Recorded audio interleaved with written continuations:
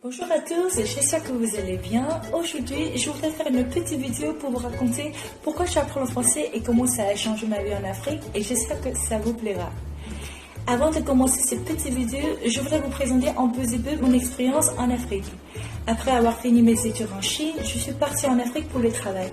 Du coup, j'ai vécu 1 an au Niger, 1 an au Rwanda et 1 an au Congo.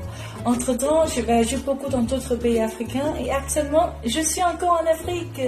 Bref, pourquoi j'apprends le français? La première raison, c'est que parler le français, c'est un bon moyen pour moi de rencontrer de nouvelles personnes et c'est un outil puissant pour mon développement personnel. Pourquoi je dis ça? Enfin, pendant mon séjour en Afrique, c'était pas toujours facile. Le plus difficile, c'était de sortir de ma zone de confort constamment et de prendre le risque à partir à l'inconnu. C'était un peu triste d'être loin de mes amis et mes parents à la maison. Des fois, je me suis sentie un peu stressée au boulot. Des fois, le choc culturel était assez drastique.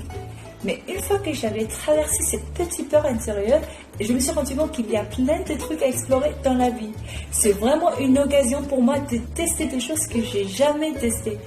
Je fais plein de belles choses, j'ai découvert de nouvelles cultures, de nouveaux paysages et je me suis émerveillée par toutes ces petites choses que la nature m'a apportées. Et le plus intéressant, c'est que je rencontrais plein de nouvelles personnes, ce qui a complètement changé ma vision des choses et ma vision du monde.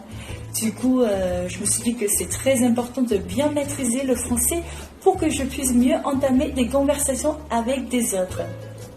Personnellement, je pense qu'un des avantages à voyager, c'est d'ouvrir mon esprit et d'ouvrir mon petit monde. Parce que j'ai rencontré beaucoup de gens qui vivent autrement, qui sont très inspirants. Et je pense que c'est hyper enrichissant de découvrir de nouvelles façons de vivre parce que ça me permet de me mettre en question sur ma propre mode de vie. On n'est pas obligé de vivre d'une certaine manière que la majorité des sociétés nous obligent à vivre. Voilà. Donc, je trouve que c'est très important de s'entourer de bonnes personnes, des personnes qui nous font du bien, qui nous tirent vers le haut et qui nous motivent. Mais comment on peut être motivé? Mais comment on peut être inspiré? C'est à travers du partage de notre valeur, de notre mode de vie, de notre émotion et notre ressenti.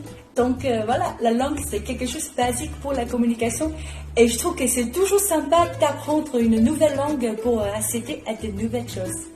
La deuxième raison pour laquelle j'apprends le français, c'est parce que parler le français, c'est un atout pour ma carrière professionnelle. C'est une des raisons pour laquelle je suis capable de travailler et voyager dans des pays francophones africains différents.